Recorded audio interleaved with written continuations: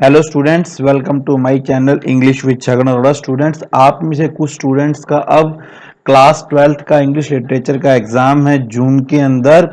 उनकी डिमांड थी कि सर आप सभी चैप्टर्स को रिवाइज करवाइए, सबके इंपॉर्टेंट क्वेश्चन आंसर बताइए और कुछ गेस्ट पेपर वगैरह दीजिए।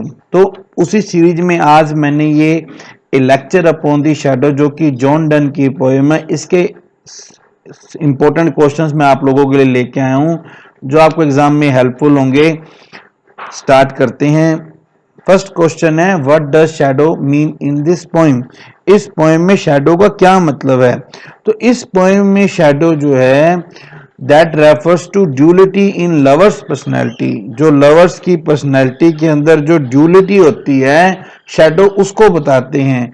उनके सीक्रेट्स को, उनका जो एक दूसरे पर डिस्ट्रस्ट होता है, ये उसको शैडो बताती है। How does the shadow before Noon differ from the shadow of afternoon. दोपहर से पहले वाली शैडो दोपहर के बाद वाली शैडो आफ्टरनून के बाद वाली शैडो से कैसे डिफर करती है? तो ये कहता है कि शैडो बिफोर नून जो है वो धीरे धीरे छोटी होती जाती है। दोपहर को तो शैडो वैनिश टुगेदर, बिल्कुल शैडो परछाई बिल्कुल गायब हो जाती है। फिर आफ्टरनून में धीरे धीरे वो लंबी होनी स्टार्ट होती है। द शैडो बिफोर नून जो है वो ये रिप्रेजेंट करते हैं कि लवर और उसकी गर्लफ्रेंड जो है वो आपस में करीब आ रहे हैं। एट नून वो एक एब्सोल्यूट लव की स्टेज में पहुंच जाते हैं। और शैडो आफ्टरनून जो है वो उनकी मूविंग अपार्ट को शो करती है। According to the poet, what is the nature of true love. Poet के अकॉर्डिंगली सच्चे प्यार की क्या प्रकृति है, क्या नेचर है? तो वो कहता है कि ट्रू लव जो है, सच्चा प्यार है, वो टाइम, लोकेशन और सर्कमस्टांसेस, परिस्थितियों से परे होता है। सच्चा प्यार कभी कम नहीं होता है। समय बीतने के साथ, पासेज ऑफ टाइम के साथ ये चेंज नहीं होता है, कभी खत्म नहीं होता है।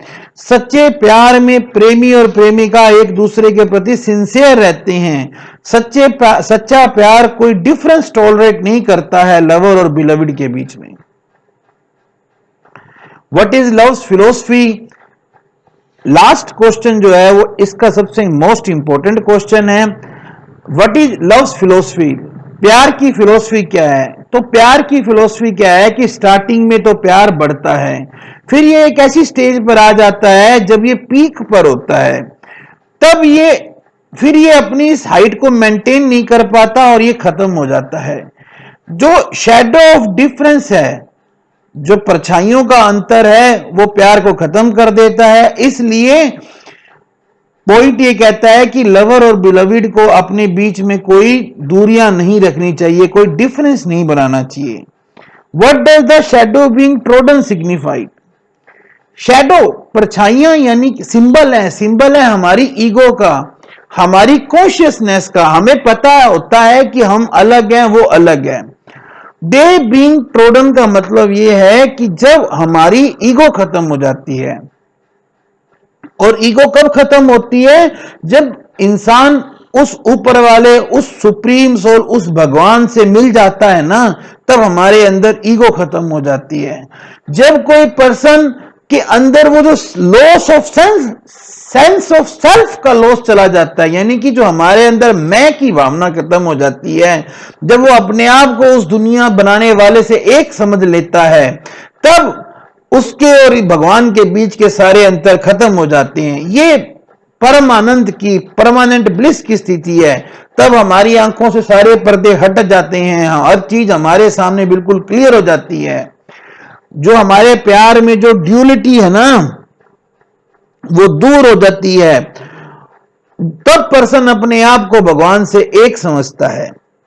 अब आता है सर, वेस्टवार्डली डिक्लाइन से आप क्या समझते हो? धीरे धीरे दोपहर के बाद सूरज धीरे धीरे कम हो जाता है। जब वो पश्चिम दिशा में जाता है तो धीरे धीरे सूरज कम हो जाता है। तो अगर हम इसको प्यार के रेफरेंस में समझे तो इसका मतलब ये है कि धीरे धीरे प्रेमियों का प्यार भी कम हो जाता है। इसे वेस्टवार्डली डिक्लाइन कहा जाता है। अगर आप सारे क्वेश्चंस याद नहीं कर पाते हैं और कई मेरे भाई मेरे जैसे हैं जिन्हें सबसे ज्यादा मोस्ट इंपॉर्टेंट क्वेश्चन की जरूरत है, तो भाई सबसे इंपॉर्टेंट क्वेश्चन है वो है what is central idea of the poem.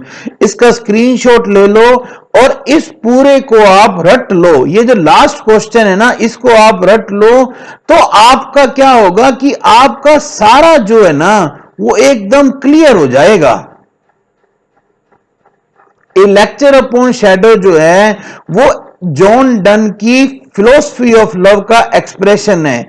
वो ये मानता है कि शुरुआत में लवर्स जो हैं उनके अंदर कुछ ना कुछ मतभेद होते हैं, स्टार्टिंग में कुछ मतभेद होते हैं, पर धीरे धीरे उनका जो मतभेद कम हो जाते हैं। जैसे जैसे उनका प्यार बढ़ता है ना, वैसे वैसे उनके मतभेद कम हो जाते हैं। जैसे जैसे समय बीतता जाता है तो जब उन्हें दूसरों के, अपने प्रेमियों के सीक्रेट पता चलते हैं, उन्हें पता चलता है कि ये मेरे पर विश्वास नहीं करता है, तो उनके दिमाग में जो आदर्शवादी भावना है ना प्यार की, वो श्रेड हो जाती है, वो गायब हो जाती है। फिर उनकी जो ऑनेस्टी और जो लॉयल्टी है वो कमजोर हो जाती है, फिर वो डिसइल्यूजन्ड हो जाते हैं। फिर उन्हें पता चल जाता है कि ये जो प्यार है ना वो एक धोखा है, वो उसको समझ जाते हैं और फिर वो एक दूसरे से डिसइंचेंटेड हो जाते हैं। जो प्यार के बंधन में, वो जो प्यार के माया जाल में फंसे होते हैं ना, वो अलग हो जाते हैं, क्योंकि उनकी एक्सपेक्टेशन है ना, जैसे उन्होंने सोचा था ना, जो वो फिल्मों में देखते हैं ना, वो चीज फिर कंप्लीट नहीं होती है। तो पोइट ये मानता है कि लव जो है वो कांस्टेंट होना चाहिए, वो लगातार होना चाहिए। सच्चा लव ना कभी खत्म डिमिनिश होता है, कभी कम होता है, ना कभी खत्म होता है, ये तो इमोर्टल है। अगर आप सिर्फ इसको याद कर लेना, सेंट्रल आइडिया को, और जो कोई भी क्वेश्चन आए, अगर आपको वो क्वेश्चन इन 5 क्वेश्चनों में मिल जाता है फिर तो कोई दिक्कत ही नहीं है। अगर कुछ भी भाई याद नहीं होता है, 2 महीने से लॉकडाउन में आप नहीं पढ़ पाए हो, तो बस इस सेंट्रल आइडिया की स्क्रीनशॉट लेके इसको लिख लो भाई और रट लो, और पक्का आप इससे अच्छे मार्क्स लाओगे। आई होप ये वीडियो आपको एग्जाम में हेल्पफुल होगा। आपने अपना कीमती समय दिया, इसके लिए आपका बहुत बहुत धन्यवाद। आपका दिन शुभ हो।